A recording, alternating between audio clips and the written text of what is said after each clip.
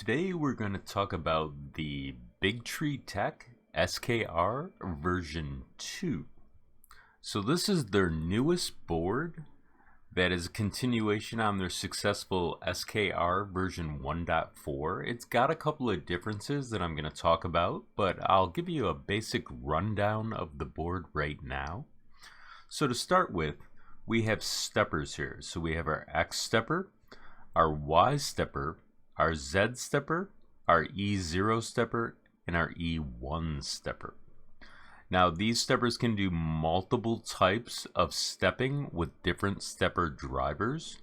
For instance, you can use an A4988, a DRB8825 for either step dur, and then you have the TMC 2130, which allows you to do SPI, which would be serial peripheral interface. You can also do TMC 2209s, which do UART, which stands for Universal Asynchronous Receiver and Transmitter. But let me point out some other things real quick, and I'll get to the steppers a little bit more in depth in a moment.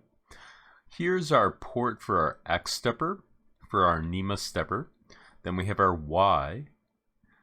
Then we have our Z, and there's two of those. Then we have E0 and E1.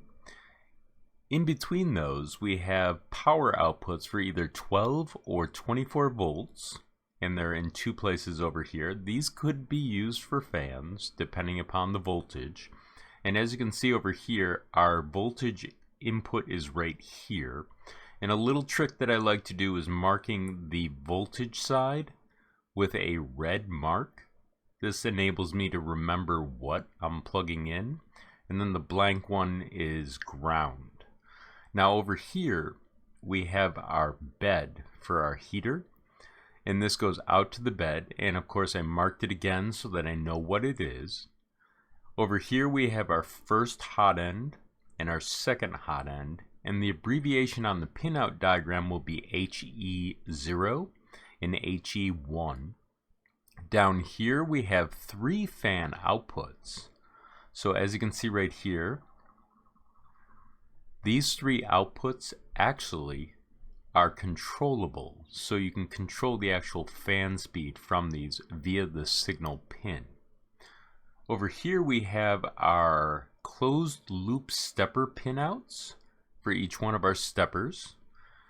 And then we have over here our EXP2 and EXP1. These are used for the old LCD displays. We also have the display socket for a TFT display, so you can do a touchscreen display. Then we have our end stop for our X minimum, our Y minimum, or our Z minimum. In addition to that, we now have a end stop detector that's used for detecting when your filament runs out on your first extruder, and also one for your second extruder. Down here we have a power on detect, so if your power comes on, it detects it. Over here we have our PS on actual pins. And then we have thermistor pins. So this would be for your heat bed to tell the temperature over here. And then we have our hot end 0, or our first hot end, pardon me, which would be this one. So it'll tell temperature for that. And this is for our second hot end, which is over here. Over here we have I2C pins. And then we have our SWD pins. These are used for loading firmware via a special loading device. Then down here we have our RGB pins. We have our servo pins, and then we have an extra end stop set of pins for our BL Touch, so you can integrate those in with your servo and your end stop pins. Then over here we have the actual pinouts for the female connector for your Wi-Fi unit, if you so choose to use one. We have an SD drive right here, We also have a USB drive right here, which I'm not sure if you can add firmware the same way between the two, but normally it's done on the SD drive. Now we have a jumper set of pins here, and currently I have the jumper on 5 volts of power, but it comes with the other pin being jumped between these two for direct power. I put it on this so that I can actually show you how to load the firmware in future tutorials where I'm only going to be using 5 volts of power. So if you're interested in future tutorials, I just need to remind you to hit the like and subscribe button so that you'll get notified when they occur. Over here we have our USB serial connection, and then down here we have 2 fuses. They've now made them almost flush with the board, so you can pop those out and change them if they do actually blow. And that covers most of the geography of the board. So I'm going to show you the underside of the board real quick, and then we'll set it up to load. So I'm going to flip this over real quick, and as you can see, they've actually silk screened all the pins on the back, so you can actually figure out where everything is located and then install everything. So I'm going to flip this back, and I'm going to set this up to load.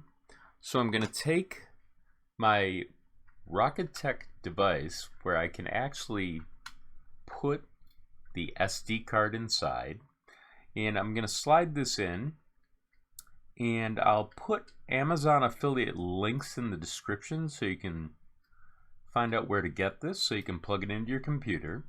And just remember, no one's paying me or sponsoring me to do these tutorials, but I will have Amazon affiliate links for you.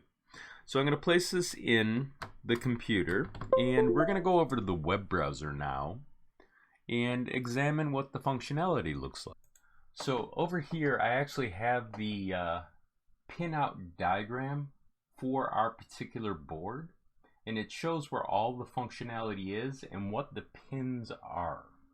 But before we do anything like that, we're going to download the actual firmware. So over here, I'm on the marlinfw.org website for downloads, and the newest build just came out last night.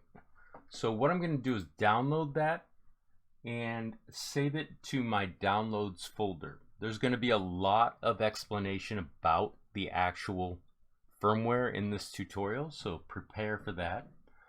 And so I'm going to go back to the Bigtree website, which is on GitHub for Bigtree Tech. And what I'm going to do is I'm actually going to go to the repository so I can find the information. So I'm going to type skr_2, and that'll bring up the actual manual, which is in hardware. So I'm going to open that up, and I'm going to show you a little bit about the actual board. Obviously they show us a picture, but down here the processor is 168 megahertz per second. That's what I said I was going to talk about a little bit later. And what that means is 168 million operations in each clock cycle. So there's 168 million clock cycles that occur. So that's how powerful this board is, and it's kind of cool. And then of course they talk about the different SPI pins, the TMC steppers. Down here they talk about dimensions of the board, and they also talk about which stepper types you can use, like the TMC 5160, which is SPI. They also have the TMC 2209, which is UART. They have the TMC 2225, which is actually UART as well.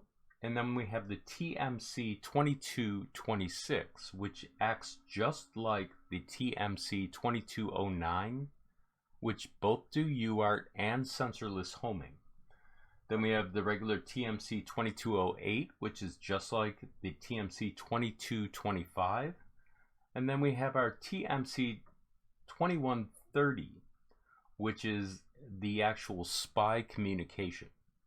So over here we also have regular step DIR chips. So you have the ST820, you have the LV8729, Then you have your DRV8825 as well as your A4988. So there's probably even more, but that's some of the ones that they want to outline for you. So down here they talk about the different configurations, which I'll go into in future tutorials, but let's get looking at the actual configuration for how we're going to actually set up the configuration for now, because this is going to be slightly different than what you're used to. So I'm going to go over to my desktop real quick, and here's the download. So I need to right click on this and go to extract all, and inside here I'm going to extract the download to the desktop. Now this may take a few moments because it's rather large, but there's going to be a lot of new functionality that I'll show you in VS Code. And just so you know, I did make a tutorial on how to install the IDE for VS Code, and I'll include that in the description right up in the top right hand corner so you can understand how to install your configuration for that. There will be additional things that I'll talk about in a moment so that you can see it, but this will be helpful. So it's now downloaded. So it's in our downloads folder. So we're going to go over to VS Code and we're going to click on Explorer, then Open Folder. Inside Open Folder, we're going to go to our downloads folder, then the Marlin folder, then the next Marlin folder. Then we'll select the folder right here. So as this loads, you'll notice that it's a little bit different than normal. They've added some functionality that's kind of cool. So the first thing I want to talk about is docs. So there's several docs in here that talk about different things. This talks about the actual printer, I believe. But down here we have the actual queue. This explains how G-codes go through the processing of the actual board, and I suggest you read it. It's kind of interesting.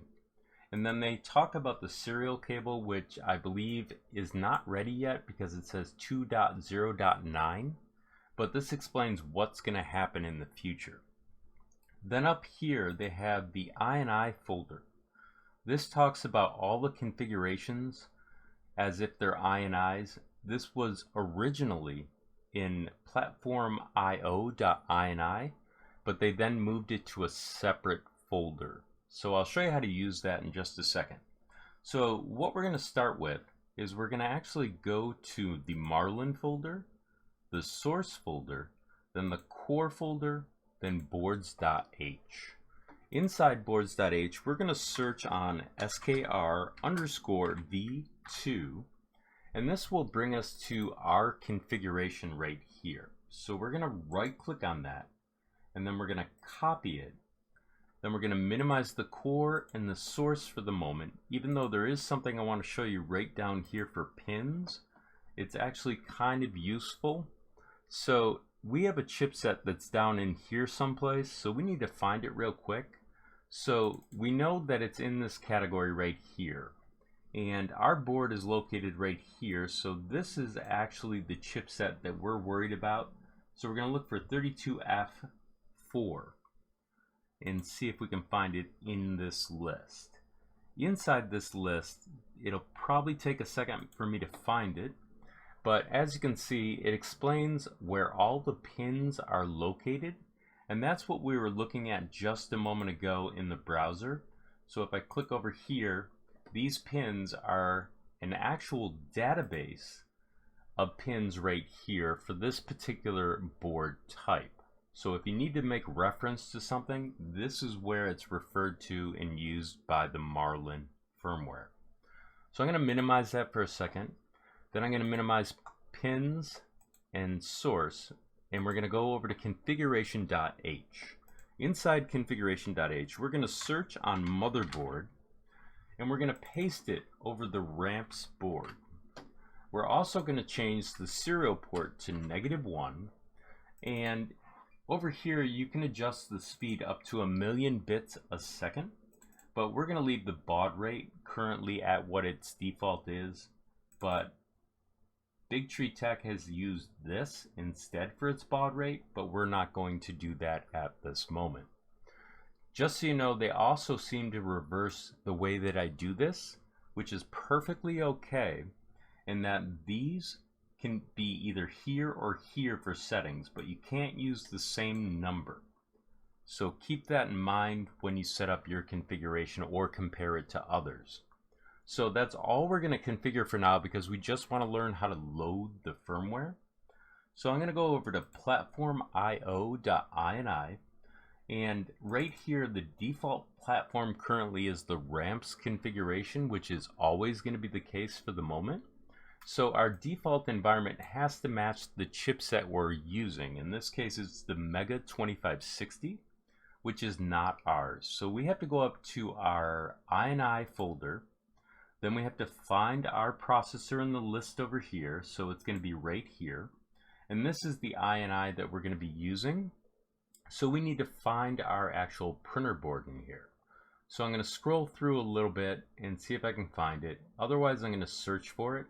But I think I'm going to come upon it any second. So it's right here. So I'm going to copy that. Then I'm going to close out of this file. I'm going to go back to platformio.ini. I'm going to highlight the Mega 2560 and paste it right here. Then what I'll do is I'm actually going to do a build, but normally when I do the build I use the check mark. But people have been asking to see how to do it with Marlin's tool. So the first thing I'm going to do is, normally I would do a clean that shows the .pio folder being cleaned out because it's got the Mega 2560 chipset configuration in there. So normally if I press this it would get rid of it. Instead I'm going to show you in Marlin's setup. So I'm going to click over here and I'm going to go to the Marlin configuration, hopefully. Here it is. So it says show ABM panel. So I've got it set up here, but it currently says that it's the AT Mega 2560 or the other chipset. And the reason for that is that it's seeing this right here. So when we go back over here, the way to fix that, when we click here, unfortunately I've lost my clean button. So what we're going to have to do is actually clean it down here. So I'm going to hit the little garbage can, and that will clean out the current configuration and align us with the configuration that we're currently using for this board. So now I'm going to click the build button, which is essentially the same button as this, and that will set up our build. Now we would use the upload button if we had connectivity with the board, but we don't currently. So we're just going to build it here. Now keep in mind, if your build fails, hit the build button a second time, because something might be out of order in the actual build process. But if you have a third error, always correct the very first one you encounter, because the other errors are usually a cascade of errors that may occur from that first error. So this is almost done. So what's going to happen is it's creating a bin file. So normally you would do an upload, but they've added new functionality so that we don't have to go over here inside here and actually click on the .pio folder and then browse down to where our file is and right click and then reveal in Explorer. They actually build that button in right here. So I'm going to click on that, but I just want to show you a couple other things inside here that may be of interest to you. So if I click on this, there's a configuration tool that's still under construction. This currently doesn't exist. This is most of the time why I don't show this in tutorials at the moment, but you can see that everything is empty. So we can't use that currently. So we'll just use this functionality for the moment, and this will bring it up for us. So I'm going to right click in a second, but I'm first going to show you that the last build that loaded on this actual board, the firmware name is in all capital letters with the extension .cur, which is a cursor file, but in this case they refer to it as the current build. If you ever need to reload a build, you can right click on this and rename it to firmware.bin in lowercase and it'll reload for you. Or if you have multiple printers with the same configuration, you can do the same. So let's go back over here real quick, right click, and we're going to send it to our E drive, which is the micro SD. So I'm going to go back over to the computer for a second on the table being the motherboard, and I'm going to remove the drive. Excuse me. I'm going to place this in here, and the way that we want to flash it is by taking this and placing it inside here. You'll see that it flashes a little bit. I'm not sure how well you can see that, but when you do it yourself, you'll be able to see that. So once that's complete, which it isn't in this case because I moved the jumper, I have to make sure that it's on both pins. So I'll line that up, push that down, and now we can use this. So after this, we'll actually test to see if this works. So now that that's complete, we'll go to our actual instance of Pronterface and see what it looks like. So inside here, I have Pronterface up. Now currently, we don't see normally the COM port, but in this case, we're lucky. And it may vary in your configuration. So I'm going to show you a trick to figure out how to deal with this when it's not the correct COM port. So I'm going to type Device Manager, and I'm going to click on that. I'll bring up Device Manager right here, and as you can see, if you click on ports, you'll see your USB serial device and the number that it works with. So now that we know that, we can actually configure it correctly. And in this case, COM port 1 is usually native to most computers, so you should probably ignore that in this example. So I'm going to close that. I'm going to click on the COM port for COM15, and I'm going to connect. Now, as you can see, it says connecting, and printer is now online. So to test this, there's a couple of things you can do to check your configuration. You can verify against your Marlin configuration file, the settings therein. So I'm going to do an M503, which will show our configuration. And as you can see, this is our stepper configuration down here. So I'm going to show you an example of how to actually verify that. So I'm going to go back over to VS Code for a second, and we're going to see if we can actually verify that. So I'll bring up VS Code. I'll go over to where our code is. I'll minimize this folder so you can see better, and this one, and go to Marlin for configuration.h, and I'm going to search on A4988. This is just going to get us in the neighborhood of where we want to be. And then I'm going to scroll down, and the comparison that we want to make is right here for steps per unit. So if we look at here, we can see that they match. So we know our configuration actually loaded. So if you like my tutorial, please press the like button and subscribe so you can see future tutorials. And also, just so you know, the people that have been my patrons get an actual first view of a lot of tutorials. So for the people that have signed up, thank you very much. I may start putting that in the credits. And everyone take care, be safe, and have a nice day.